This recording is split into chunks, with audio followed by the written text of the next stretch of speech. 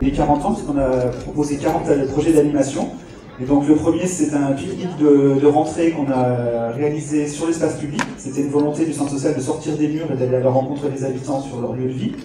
Et puis le deuxième, c'est un reportage sur le chantier Fresque, un chantier loisir qui a été réalisé avec des jeunes de 18 à 20 ans, 4 habitants du quartier, en partenariat avec APS 34, l'association de prévention spécialisée, donc des éducateurs de rue, et puis Rêve de rue, une association de jeunes.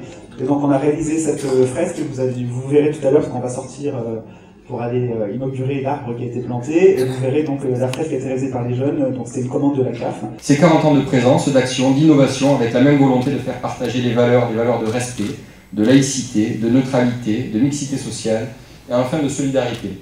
Ces valeurs-là, l'avantage du centre social, c'est qu'il peut les incarner. Et souvent, lorsque je suis amené à venir et à intervenir, je dis, une valeur comme la laïcité, c'est pas lors d'un congrès ou lors d'un colloque, même si c'est important les colloques sur la laïcité.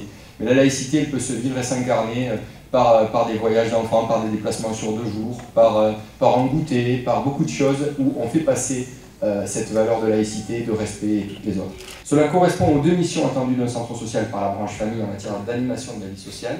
Être un lieu de proximité, à vocation familiale et intergénérationnelle, j'y reviendrai, qui accueille toute la population en veillant à la mixité sociale, mais aussi être un lieu d'animation de la vie sociale permettant aux habitants d'exprimer, de concevoir et de réaliser leurs projets.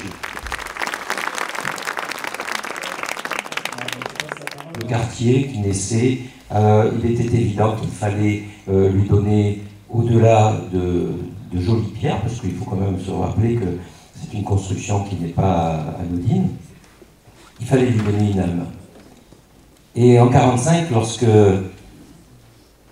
au sortir de grosses difficultés, on a su voir où étaient les choses essentielles, on s'est dit que finalement, eh bien, la sécurité, c'était au sein de sa famille qu'on l'a rencontrée d'abord, c'est là qu'on l'ancrait, c'est là qu'on en conservait les traces pour bâtir toute une vie.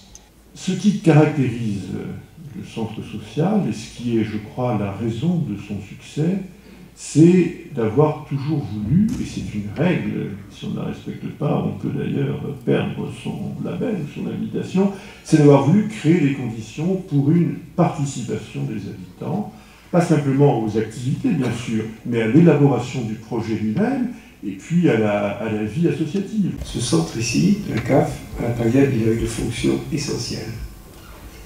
C'est un lieu d'urbanité, c'est un lieu d'échange, un lieu social, un lieu où on se parle, un lieu où on peut confier ses problèmes, un lieu où existe la confiance. 40 ans de la CAF, c'est 40 ans de présence d'un centre ouvert, prêt à discuter, de chaleur humaine sur le quartier Mosson, Payade, qui lui a 50 ans bientôt. Donc c'est un centre qui a été à l'adresse de tous les Payadins depuis 40 ans, c'est énorme. C'est un centre véritablement qui marque de sa présence, la présence de l'État, des collectivités, au service des citoyens. Allez, go! Voilà! Super!